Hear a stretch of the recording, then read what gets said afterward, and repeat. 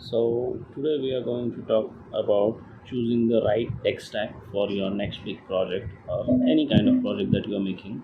So, whenever it comes to choosing the right stack for your project, many people tend to follow the recent trends, you could say, like whichever is the buzzing technology or that sort of a thing.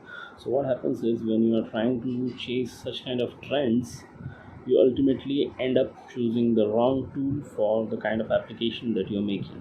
Okay, so to begin with, first thing that you need to understand is what kind of application you are trying to build. Okay, so is it a web application, or is it a mobile application, or it is kind of a blend of both, like you could have a web application as well as a mobile application. And again, what all platforms are you targeting? Are you targeting both the Android, iOS, or any other kind of systems, or apart from that, whether it should be a native application or a hybrid application?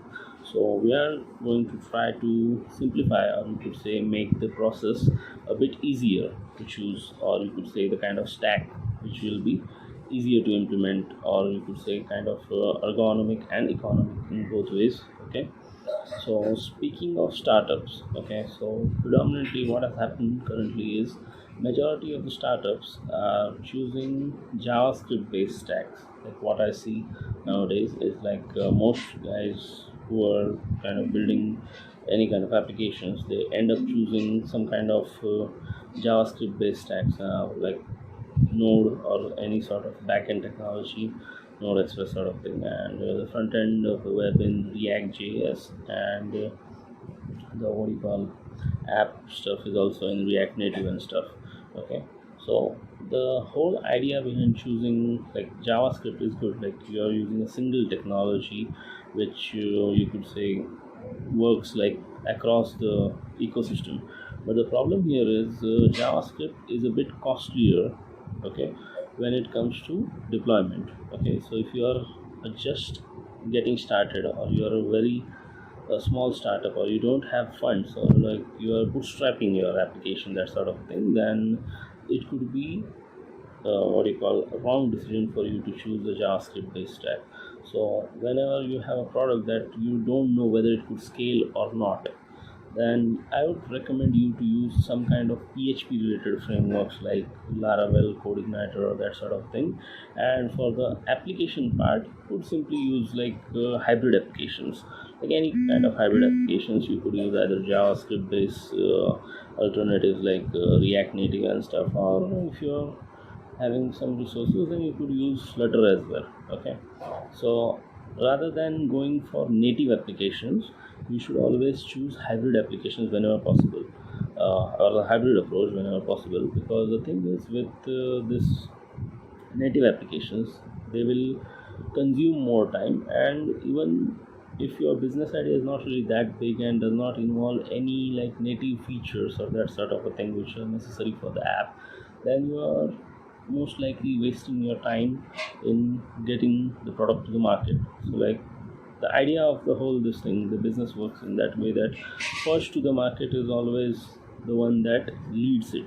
Okay, so like there are a few exceptions that could happen, but just remember, reaching or making your product reach first into the market is really very important and crucial to make your product a success. Okay, and finally regarding the database part. Okay, so this is the kind of mistake I see many startups, or you could say uh, people who are getting into like building applications make, is choosing the wrong database.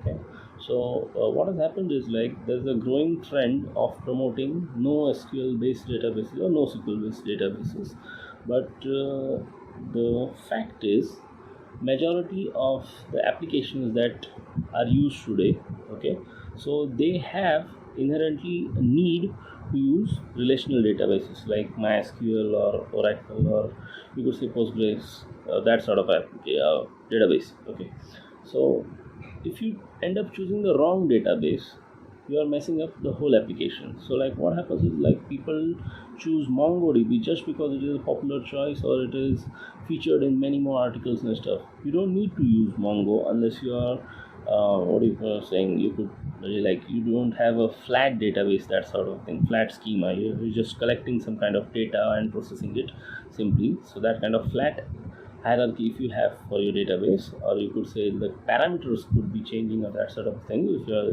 things are not dynamic to that end, then you shouldn't use that kind of database. Because though relational structures are supported in Mongo and stuff, the reason is behind using this relational databases is because they model those things and process those things in a very optimal way.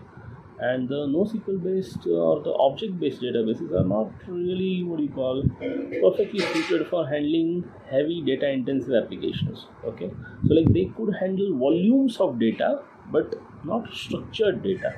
So like that is something that you should take care of. Okay, and yeah, pretty much that's something that you should think about while choosing the right stack for your application. In some upcoming videos, we'll also talk about how to gather the requirements for your application so that you could efficiently build your application, or rather, the techniques that could help you to efficiently build your application. Okay, thank you.